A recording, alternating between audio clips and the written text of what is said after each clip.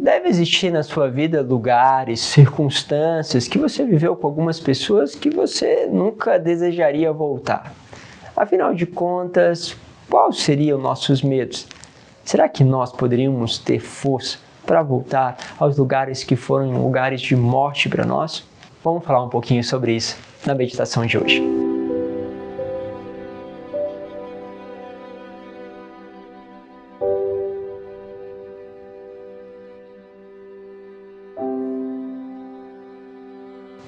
Em nome do Pai, do Filho e do Espírito Santo. Amém.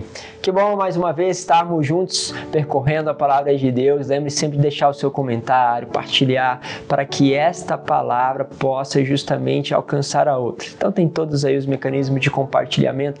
Utilize. Lembre também dos grupos que nós temos de participar conosco. Hoje eu quero pegar com vocês a palavra que está em Atos dos Apóstolos, capítulo 14, versículo 19 ao 28. Diz assim: Naqueles dias, de Antioquia e Icônio, chegaram judeus que convenceram as multidões.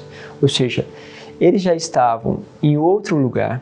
Chega agora o pessoal da onde eles tinham saído, porque eles tinham lá, queriam apedrejar eles. Essas pessoas vão lá para onde eles estão, ou seja, para poder convencer as multidões. Então apedrejaram Paulo e arrastaram para fora da cidade, pensando que ele já estivesse morto, ou seja, fizeram com que esta dimensão de raiva, de ódio, de incompreensão gerasse aquela coisa da morte mesmo em Paulo, ou seja, eles só pararam de apedrejar porque consideraram já que ele estava morto.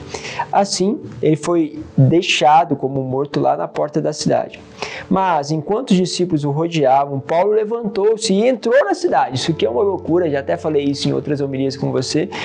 Você acaba sendo apedrejado, colocado lá fora da cidade, e depois você vai entrar para a cidade onde você foi apedrejado. Loucura, loucura. Então, no dia seguinte, ele partiu para Derbe com Barnabé. Depois de ter pregado o evangelho naquela cidade, feito muitos discípulos, voltaram para Listra e Icônio. Lembra quem saiu lá da cidade deles para justamente convencerem outros a apedrejarem Paulo? Sim, lá de Icônio. Ele vai voltar para lá. E Antioquia, os dois lugares. Encorajando os discípulos e os exortando a permanecer firmes na fé e dizendo: é preciso que passemos por muitos sofrimentos para entrar no reino de Deus. E agora vocês entendem que a palavra de Paulo não é uma palavra qualquer. Afinal de contas, quando ele fala assim, passar por muitos sofrimentos, significa o seguinte: ele foi para outra cidade, lá naquela cidade onde ele estava, saiu as pessoas da cidade onde ele está atualmente, onde está a comunidade de onde ele está falando, saiu pessoas de lá, convenceram os que estavam naquela outra cidade a apedrejar ele, e aí ele foi dado praticamente como morto, ok, e agora ele volta para a cidade de onde saiu as pessoas que convenceram os outros a apedrejar ele. É uma loucura. Então, por isso, quando ele fala que precisamos passar por muitos sofrimentos, ele está dizendo como um testemunho. Provavelmente ainda com as marcas, que deve estar carregando no corpo as marcas do apedrejamento. Que forte testemunho. Alguém que volta no lugar aonde ele não é querido por inúmeros adversários. O que faz uma pessoa dessa enfrentar este medo? Porque, irmãos, se fosse nós iríamos tremer de medo. Provavelmente nunca voltaríamos ali. Provavelmente enviaríamos cartas, até acompanharíamos aquela comunidade, mas voltar àquele lugar onde as pessoas já tiveram a coragem de matar você, não é possível. A não ser que ele tenha mais medo de não fazer a vontade de Deus. Entende aqui a loucura? É que quando o amor vai crescendo em relação a Deus, existe um temor santo, que é o temor de não fazer aquilo que Deus nos pede.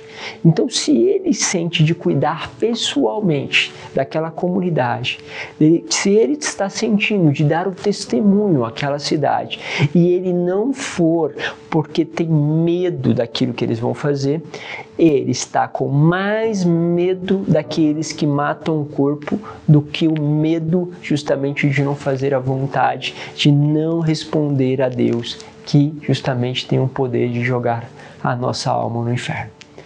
Olha, é muito interessante, mas veja a dinâmica. Muitas vezes Deus nos pede para voltar lá na nossa casa, que tem um monte de problemas.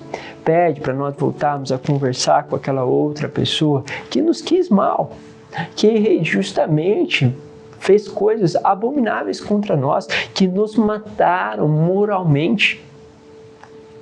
E aí você vai lá conversar com aquela pessoa, não porque você quer, simplesmente, mas porque Deus está te pedindo para ir naquele lugar, naquela conversa, dialogar com aquela pessoa que para você representa uma morte, justamente porque existe um desígnio dele e um testemunho evangélico a ser dado. E isso Paulo faz muito bem. Os apóstolos designaram presbítero para cada comunidade e com oração e jejuns eles os confiavam ao Senhor em quem havia acreditado. Em seguida atravessaram a Pisídia, chegaram a Panfilha, anunciaram a palavra em Perge e depois desceram para Atalaia. Dali embarcaram para Antioquia, de onde tinham saído, entregues à graça de Deus para o trabalho que haviam realizado. Chegando ali, reuniram comunidade, contaram tudo o que Deus fizera por meio deles e como haviam aberto a porta da fé para os pagãos. E passaram então algum tempo com os discípulos. Palavra do Senhor. E ali começa mais uma longa caminhada de Paulo, de Barnabé, para que pudessem anunciar a palavra. Ou seja, fizeram aquilo, voltaram naquele lugar de morte, naquelas circunstâncias, anunciaram ali e depois começaram a anunciar em outros lugares, seguindo o caminho que Deus anunciara, que Deus propunha dentro do coração deles. Então, continue o teu caminho e não tenhas medo. Deus nos abençoe. Pai, Filho e Espírito Santo. Amém.